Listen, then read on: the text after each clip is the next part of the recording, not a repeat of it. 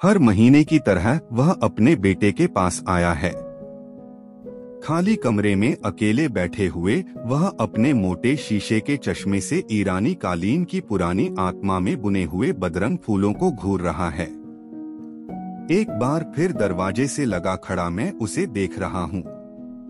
हर बार जब वह सांस लंबी उसांस छोड़ता है, एक तूफान खड़ा करता है अपने जीवन के तट से मृत्यु के जहाज को खदेड़ने का।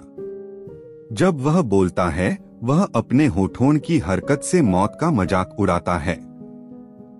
उठने के लिए वह अपनी हथेली से जमीन पर जोर लगाता है, जैसे अपने हारे हुए दुश्मन के सीने से उठ रहा हो। जितने दुस्साहस के साथ वह अपनी नियति को नकारता है, उसकी हर चाल के साथ उसका विरोधी उस पर जानलेवा हमला करता है। समय दुश्मन के साथ है। इंतजार बूढ़े के लिए विकल्प नहीं है। मेरी उपस्थिति से अनजान वह गर्म चाय पीने की कोशिश करता है। वह अपनी कांपती अंगुलियां चाय के गिलास की ओर बार बार बढ़ाता है। उसकी अंगुलियां गर्मी का अनुभव करती हैं। खुश हो वह नाजुक नीला गिलास अपने होठों तक उठाता है। उसकी सावधानी के बावजूद कुछ बूंदें छलक जाती हैं। तब उसे पता चलता है कि चीनी नहीं है। जंग के इस स्तर पर वह पीछे नहीं हटना चाहता। वह गर्म गिलास अपने होठों से लगाता है, जबकि उसका दूसरा हाथ धुंधली दृष्टि के बावजूद फूलों में छिपे अदृश्य चांदी के डिब्बे को खोज निकालता है। उसके होंठ जलते हैं और आंखें रोती हैं। उसकी अंगुलियां हर खोजे फूल को सहलाती हैं। रेशे उसकी अंगुलियों की दरार में चिपक जाते हैं, उसे उसकी कब्र के भीतर घसीटते हुए। उसे डिब्बे का भान होता है। अपनी खुशी की तकसीद करते हुए वह कई बार उसे थपथपाता है, तब एक क्यूब उठाता है और सावधानी से उसे मुंह में रखता है। पहला घूंट लेता है और जीत की मिठास का स्वाद लेता है। मैंने उसके बेटे की तरह उसी मकान में किराए पर कमरा लिया है। मैंने केवल एक बार बाप बेटे को मिलते देखा है। जब वह कमरे में आया, बूढ़े की आंखें चमकीं। उसके बूढ़े शरीर में जीवन की एक सांस सुलग गई। उसकी आंखों में मैंने एक कविता दो अभिव्यक्तियों के साथ पढ़ी, एक प्रेम दो अनुवादों के साथ। कभी कभी आंगन के बीच बने पानी के कुंड के किनारे पर बैठता हूँ और उसके बेटे को जोर जोर से सोचते हुए सुनता हूँ। वह मेरे लिए अजनबी दुनिया से निकलकर दूसरी दुनिया में प्रवेश करता है, मेरी और अपनी उपस्थिति से अनजान। जब वह दुख में डुबकी लगाता है, असीम आकाश तक उठता है।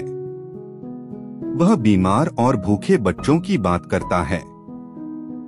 वह उनके चेहरे से मक्खी भगाता है, काले खून चूसने वालों को नन्ही आत्माओं का पोषण चुराने के लिए कोसता है। वह भूकंप से हिलता है और दारुण कष्ट के आघात से अपने चेहरों को पटकती मलबे में अपने बच्चों को खोजती माताओं को सांत्वना देता है।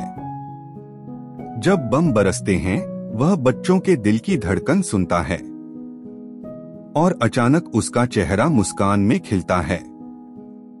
वह अपने गांव को वसंत में देखता है, जब उन्मत्त ओस मैदान में भोर के समय लाल जंगली फूलों के साथ प्रेम करती है। वसंत का उल्लास लाल फूलों की सुगंध के साथ वर्षा काल में हरे मैदानों में छाया होता है।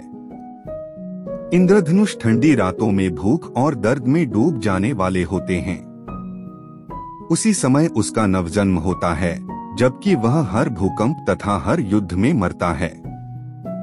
वह बड़े शहर में भाग रहा है और अपने छोटे शहर में नहीं लौट सकता। वह ब्लैकलिस्टेड है, कानून तोड़ने वाला है। इसीलिए उसके पिता को उससे मिलने यहाँ आना होता है।